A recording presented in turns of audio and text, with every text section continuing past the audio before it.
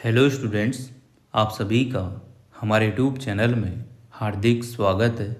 आज के इस वीडियो में बात करने वाले हैं Kota university BA semester second examination June 2025 general English यानी कि जो कंपलसरी पेपर आपका होता है उसके पेपर सॉल्यूशन की या फिर आंसर की इस वीडियो में बात की जाएगी। तो वीडियो आप लोग पूरा देखिएगा और मिलान कर लीजिएगा कितना स्कोर आप लोगों के हो रहा है, कितने सही है कितने गलत है।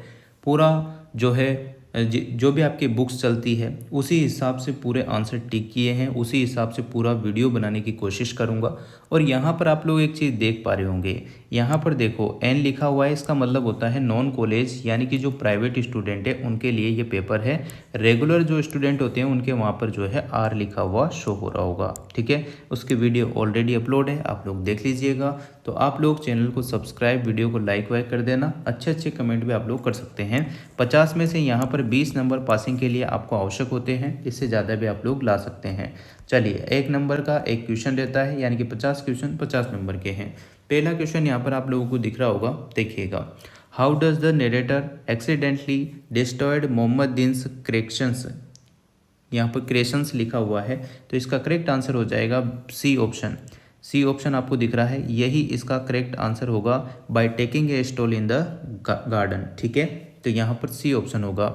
इसका मीनिंग भी मैं आप लोगों को हिंदी समझाता हुआ चलता हूँ, क्योंकि जो आने वाले बच्चे हैं जो बाद में पढ़ेंगे, बाद में वीडियो देखेंगे, तो उनको भी फ़ायदा होगा कि जो मोहम्मद दिन या जो भी सन था, ठीक है, और एक लेखक था और एक नौकर था, इसमें 3 पात्र विशेष तौर पर हैं। तो एक बच्चे ने पोलो बॉल की जो है जिद की थी, जो नौकर का बालक था उसने, और वहाँ पर जो गार्डन था उसमें उस बॉल को मिट्टी में जैसे बच्चे खेलते हैं बचपन में, ऐसे गाड़ दिया था। अब यहाँ पर जो नरेटर है, जो लेखक है, वो शाम को या दिन में जब भी टहल रहे थे तो अनजाने में वो गलती हो गई और उनकी बॉल जो है, वो बॉल वाला जो सीन था जो मिट्टी से ढक रखा था, वो नष्ट हो गया। तो इसी के बारे में यहाँ पर कहा गया है। तो यहाँ पर जो है घूमते समय, गार्डन में घूमते समय ये चीज़ हुई थी, तो सी ऑप्शन हो जाएगा इसका सही जवाब। अगला आता है, what does Mohammad Din says to defend himself when accused. यहाँ पर लिखा हुआ है, तो जब भी गलती हुई थी उस बालक से या जो बोलो बॉल से संबंधित, जब लेखक वहाँ पर नहीं था, किसी कारण से बाहर गया हुआ था, तो वहाँ पर जो भी गलती बच्चे से हुई थी उसके लिए यहाँ पर वो सॉरी मांगता है, ठीक है। लेखक से सॉरी मांगता है कौन? वो जो नौकर है वो। अगला, what was the primary changes Gandhi ji faced in providing literally training to students. यहाँ पर हो जाएगा सी ऑप्शन, आपको सही और सटीक जवाब मिल जाएगा। Balancing intellectual and spiritual development यहाँ पर जो है सही आंसर होगा। तो सी ऑप्शन आपको दिख रहा है, यही इसका सही जवाब है। अगले क्वेश्चन पर आइएगा। According to Gandhi ji, what is the importance of spiritual training in education. तो यहाँ पर क्या इम्पोर्टेंट है आध्यात्मिक जो वो ट्रेनिंग थी उसके दौरान। तो यहाँ पर देखो, it's builds characters and promote self realisation, यहाँ पर जो है करेक्ट आंसर हो जाएगा। यानी कि जो आपको सी ऑप्शन दिख रहा है, यही इसका सही और सटीक जवाब है। अगला क्वेश्चन आता है, question number 5। What cultural difference does Gopal encounter in America. तो जब भी कोई इंडिया से अमेरिका जा रहा है तो उसे फूड हैबिट डिफरेंट दिखेगी, सोशल नॉर्म्स अलग दिखेंगे, एजुकेशन सिस्टम अलग दिखेगा। तो यहाँ पर जो डी ऑप्शन आपको दिख रहा है, यही इसका सही जवाब हो जाएगा। अगला क्वेश्चन आता है, देखो, the title the inscrutable Americans suggest the Americans are. तो करेक्ट आंसर क्या हो जाएगा? Impossible to understand from Gopal's perspective, ठीक है। तो सी ऑप्शन यहाँ पर प्यारे दोस्तों सही जवाब है। इस वीडियो को आप लोग ज़्यादा से ज़्यादा शेयर करें ताकि और भी बच्चों का भला हो सके। वीडियो को लाइक करने में कंजूसी बिल्कुल ना करें, है ना। चलिए अगला, the story the shoes of my sensei primarily deals with the theme of. तो इसकी थीम क्या थी? इसकी थीम थी कि लीगेंसी, रेस्पेक्ट और स्पिरिचुअल ससेशंस। यहाँ पर जो है करेक्ट आंसर हो जाएगा। तो सी ऑप्शन होगा इसका सही और सटीक जवाब। अगला क्वेश्चन आता है, why are sensei's shoes so significant to the narrator. तो करेक्ट आंसर क्या होगा इसका? इसका करेक्ट आंसर हो जाएगा, they represent his teacher's discipline life. तो यहाँ पर जो आंसर होगा वो बी ऑप्शन होगा प्यारे दोस्तों। कौन सा आंसर होगा इसका? ये जो बी ऑप्शन है यही इसका सही जवाब है। अगला आता है, what does the man do at the end of the story, the gentleman of the जंगल। तो जो the gentleman of the jungle story है उसमें क्या हुआ था कि एक बड़ी सी हट उसने बनाई थी और बनाने के बाद उसके चारों तरफ जो है जानवरों का आधिपत्य ज़्यादा हो गया था, स्वामित्व ज़्यादा हो गया था जानवरों का। इस वजह से उसने एंड में उस झोपड़ी में आग लगा दी। ठीक है, तो यहाँ पर यही ऑप्शन होगा, बी ऑप्शन आपको दिख रहा है, तो ये हो जाएगा correct. Bids a hurt big enough for all animals and burn it, यहाँ पर बी ऑप्शन हो जाएगा इसका सही जवाब। अगला क्वेश्चन देखो, अगला आता है, अगर आपको कोई भी क्वेश्चन में ऑब्जेक्शन है तो आप लोग कमेंट करके बता सकते हैं या टेलीग्राम इंस्टाग्राम पर मैसेज करके बता सकते हैं। ठीक है ना, जहाँ तक मुझे पता है अच्छे सोर्स से मैंने इनके आंसर कलेक्ट किए हैं, तो अब मुझे उम्मीद है कि कोई भी क्वेश्चन यहाँ पर गलत नहीं होगा। फिर भी अगर एक आध क्वेश्चन अगर आपको लगता है तो ज़्यादा कमेंट होंगे तो मैं आप लोग जो उनको जो है उस पर विचार करूँगा, वापस से देखूँगा। ठीक है, अब हालांकि मैंने पूरा अच्छे से देख दुखा के ही पूरा वीडियो बनाया है। ठीक है, चलो, the story the gentleman of the jungle by Jomo Kenyatta citizens. तो यहाँ पर आपको देखने को मिल रहा होगा colonial injustice and fact diplomacy, यहाँ पर सी ऑप्शन होगा इसका सही जवाब। अगला आता है, the story from the Panchatantra in feminist fables री एंटरप्रेट्स टेडी नेशनल्स टेल्स फॉर्म। तो यहाँ पर जो आंसर होगा इसका हो जाएगा इंडियन लिटरेचर, यानी कि भारतीय साहित्य, इसका सही आंसर है सी ऑप्शन। अगला क्वेश्चन आता है, the princess new the art of better them the man. तो यहाँ पर जो राजकुमारी है वो विसिल बजाना यानी कि सीटी बजाना अच्छे से जानती थी, इस कला में निपुण थी, तो पहला आंसर यहाँ पर सही सटीक होगा। अगला आता है, which of the following is a good example of इक्विस्ट कॉन्सेप्ट ऑफ चैलेंजिंग। तो चैलेंजिंग का मतलब होता है कि यहाँ पर setting different goals outside your comfort zone, तो यही तो चैलेंज है। आप लोग इसकी हिंदी आराम से समझ गए होंगे। अगला क्वेश्चन आता है, व्हाट इज एक्पिस्टेंस, यहाँ पर message in unless your creativity, ऐसा कुछ लिखा हुआ है, तो इसका मतलब आपसे पूछा गया है, देखिएगा। तो everybody can boost everyone can boost their creativity using specify strategies, यहाँ पर जो हो जाएगा स्ट्रेटजीज, यहाँ पर जो होगा करेक्ट आंसर होगा, तो सी ऑप्शन होगा इसका सही आंसर। ठीक है ना, अगला आता है, what stories the gentleman of the jungle is described as. तो यहाँ पर जो the gentleman of the jungle story है वो एक लॉ कानून इनों से सबसे कोरिलेट करती है, तो यहाँ पर आंसर होगा a political allegory. Correct answer B option यहाँ पर होगा। बाकी वो कॉमेडी नहीं है, वो हिस्टोरिकल नहीं है, वो रोमांटिक भी नहीं है। ठीक है, तो बी ऑप्शन होगा इसका सही जवाब। अब आपको 16 से 25 तक जो क्वेश्चन मिलेंगे वो आप लोगों को क्वेश्चन मिलने वाले हैं पैसेज के हिसाब से, तो आप लोग पैसेज सावधानी से पढ़ लेते हैं तो सारे क्वेश्चन आराम से सही हो जाएंगे। अब यहाँ पर मैं आपको डायरेक्ट आंसर बताता हुआ चलूँगा। ठीक है, देखो, what is the central idea of the passage. Passage का सेंट्रल आइडिया क्या होगा, तो यहाँ पर जो आपको सी ऑप्शन दिख रहा है ना, यही इसका करेक्ट आंसर हो जाएगा। ठीक है, मिलान करते हुए चलिएगा। अगला, according to the passage what distinguishes the successful people. तो करेक्ट आंसर क्या होगा इसका, द वैल्यू। ये जो बी ऑप्शन आपको दिख रहा है यही इसका सही जवाब होगा। ठीक है, चलिए अगला question, what does the passage imply about punctuality. तो यहाँ पर क्या हो जाएगा, ये जो आपको डी ऑप्शन दिख रहा है प्यारे दोस्तों, यही इसका सही जवाब होगा। अगला आता है question number 19, what happens to people who purely manage their time. तो यहाँ पर आप लोग देख पा रहे होंगे जो दूसरा ऑप्शन आपको दिख रहा है यही इसका बी ऑप्शन जो दिख रहा है वो सही है। अगला आता है, what is the meaning of the word procrastination us used in the passage. तो यहाँ पर इसका क्या आंसर होगा, तो इसका आंसर हो जाएगा पहला ही ऑप्शन इसका सही आंसर है, पहला ऑप्शन। ठीक है, पहला इसका ए ऑप्शन इसका सही जवाब है। अगला आता है, choose the cinnamon for the word precious, यहाँ पर लिखा हुआ है, तो इसका मतलब होता है वैल्यूएबल, यानी कि जो सी ऑप्शन है आपको दिख रहा है वो इसका सही जवाब है। अगला क्वेश्चन आता है, the word cultivating in the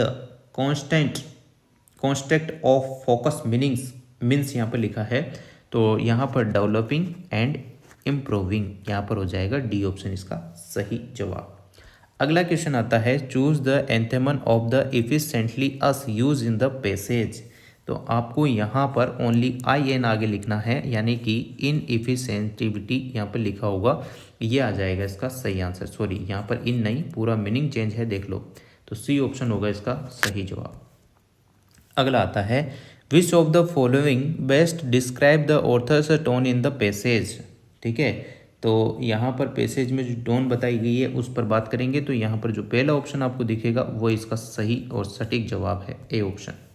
अगला आता है, according to the passage how is time different from money. तो यहाँ पर आएगा आपका जो डी ऑप्शन आपको दिख रहा है, time can not be relay once lost, यहाँ पर हो जाएगा डी ऑप्शन। अगला जो 26 से 50 क्वेश्चन है वो बेसिक लैंग्वेज स्किल पर आधारित है, ठीक है ना। तो चलिए पहला क्वेश्चन यहाँ पर देखो, पहला आता है, we stayed at home because it rain, the underline word is. तो अंडरलाइन वर्ड जो है यहाँ पर जो बिकॉज शब्द है ये होता है कंजक्शन, ठीक है। अगला क्वेश्चन है, which part of speech is the word happiness लिखा हुआ है। तो हैप्पीनेस यहाँ पर क्या हो जाएगी, एक संज्ञा है, संज्ञा, ठीक है। अगला, विच of the following is a verb, यहाँ पर कौन सी वर्ब है। तो डिस्ट्रॉय, यहाँ पे सी ऑप्शन जो आपको दिख रहा है वो यहाँ पर वर्ब है, सी ऑप्शन। 28 नंबर क्वेश्चन में सी ऑप्शन होगा इसका सही जवाब। अगला आता है, which among the following is in imperative sentence. तो इम्परेटिव सेंटेंस में हमेशा प्लीज लिखा हुआ होगा आगे, तो यहाँ पर जो सी ऑप्शन दिख रहा है वो इसका सही जवाब होगा। अगला क्वेश्चन आता है, identify the character interrogative form of the sentence he is a great player. अब आपको यहाँ पर इंट्रोगेटिव सेंटेंस बनाना है, तो यहाँ पर आप क्लियर देख पा रहे होंगे, he is a great player. तो correct interrogative form of the sentence की जो है यहाँ पर कौन सी है, is not he is a great player, is. अब देखो यहाँ पर he is a great player, ये वाला जो ऑप्शन है ये गलत है क्योंकि पीछे नॉट आ रहा है। ही इज़ नॉट आ रहा है, ये भी गलत है। व्हाट इज ए प्लेयर ही, ये भी गलत है। तो यहाँ पर अगर क्वेश्चन के हिसाब से बात की जाए तो पहला ऑप्शन सही सटीक बैठता है। अगला आता है, choose the expletive form the sentence, didn't he perform well in the interview. तो यहाँ पर करेक्ट आंसर हो जाएगा, he perform well in the interview, यानी कि बी ऑप्शन होगा इसका सही जवाब। अगला आता है, she goes to school every morning. तो यहाँ पर कोई आर्टिकल यूज़ नहीं होगा, यानी कि डी ऑप्शन हो जाएगा इसका सही जवाब। अगला आता है, खालिस्तान दे रखा है, Ganges is considered a Holi river in India. तो यहाँ पर गंगा के पहले द यूज होता है, तो यानी कि सी ऑप्शन होगा इसका सही जवाब। अगला आता है, ही ब्रोट ए 1 रुपीज़ पेन, यानी कि ए ऑप्शन यहाँ पर सही हो जाएगा, ठीक है। चलो अगला, change into present continuous tense, the children played outside. तो जब भी आप प्रेजेंट कंटिन्यूस में, ये तो पास्ट कंटिन्यूस हो जाएगा क्योंकि यहाँ वर आ रहा है, ये यहाँ पर परफेक्ट का है, ये भी हट जाएगा। यहाँ पर ये जो है ये भी पास्ट परफेक्ट का हो रहा है ना, तो ये भी हट जाएगा। यहाँ पर जो प्रेजेंट कंटिन्यूस का सेंटेंस है वो सी ऑप्शन करेक्ट होगा क्योंकि आर आ रहा है और ING आ रहा है, ठीक है।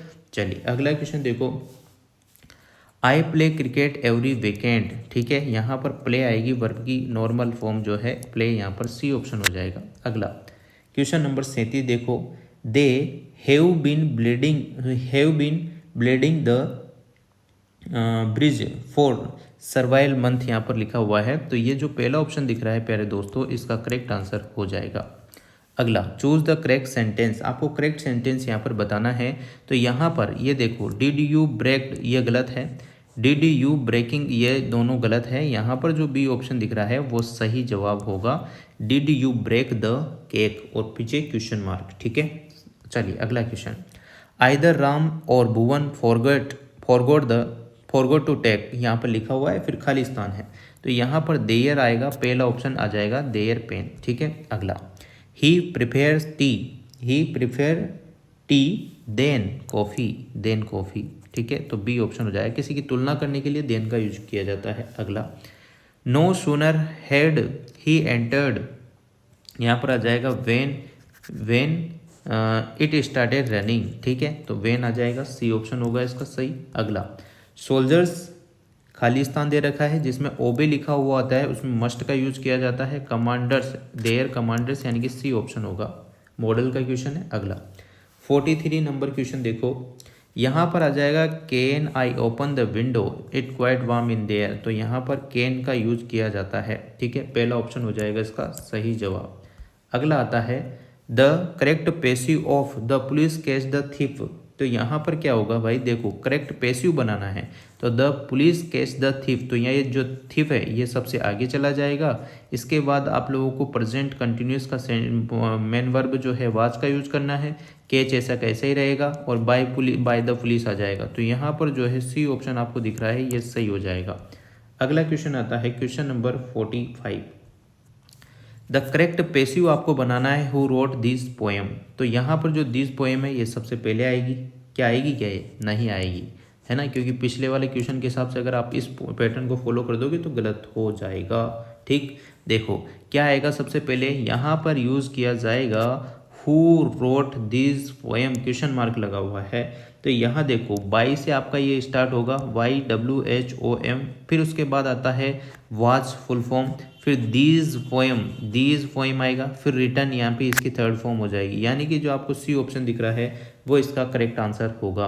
अगला आता है he succeeded filling the blanks convincing the manager, यहाँ पर लिखा हुआ है तो इन यहाँ पर आएगा, क्या आएगा, सी ऑप्शन इन आएगा। अगला आता है the match was called off due to the heavy rain, तो सी के यानी कि बरसात के कारण ये बंद हो गया, ऐसा कुछ है, तो सी ऑप्शन होगा। अगला आता है she was brought up in A small village, तो यहाँ पर जो डी ऑप्शन दिख रहा है ये इसका सही आंसर हो जाएगा। अगला the furniture in the room is आएगा, ठीक है, सी ऑप्शन होगा इज न्यू। ठीक है, अगला लास्ट क्वेश्चन है what does passive verb means in the sentence we get along with our neighbours nicely, तो यहाँ पर करेक्ट आंसर हो जाएगा to have a good relationship, तो बी ऑप्शन इसका सही जवाब होगा प्यारे दोस्तों। तो इस प्रकार से जिन भी बच्चों के ये वाला पेपर आया था वो अपने आंसर मिलान कर लीजिएगा, स्कोर देख लीजिएगा कितना क्या बन रहा है। 50 में से 20 नंबर पर यानी कि 40% पर पास हो जाते हैं। अगर बहुत सारी बार ये भी कहा जाता है 50 में से 25 पे पास होते हैं, तो वो एक सस्पेंस है। हालांकि मैंने जितने भी रिजल्ट देखे हैं 50 में से 20 नंबर वाले सभी स्टूडेंट पास हो जाते हैं कंपलसरी पेपर में। इसके मार्क्स जुड़ते हैं, आप जितने अच्छे मार्क्स लाएंगे उतना आपको फ़ायदा हो जाएगा परसेंटेज बनाने में। और यहाँ पर आप लोग देख भी पा रहे होंगे कि इस वाले पेपर में ये भी वही 4 तारीख को ही कुछ पेपर हुआ था, जो कि जो रेगुलर स्टूडेंट है उनका भी इसी दिन हुआ था। तो यहाँ पर BA सेकेंड सेमेस्टर ऐसा कुछ लिखा हुआ है, जनरल इंग्लिश कंपलसरी पेपर। और आने वाले जो बच्चे हैं जो भी वीडियो देखेंगे तो उनको फ़ायदा हो जाएगा किस टाइप से पैटर्न रहता है, कैसे क्वेश्चंस आते हैं। तो जो रेगुलर बच्चे थे उनका पेपर और ज़्यादा ईजी था, ये पेपर थोड़ा सा मॉडरेट, ईजी टू मॉडरेट था। तो वीडियो अगर आप लोगों को अच्छी लगी हो तो like, comment, share and subscribe. Thanks for watching.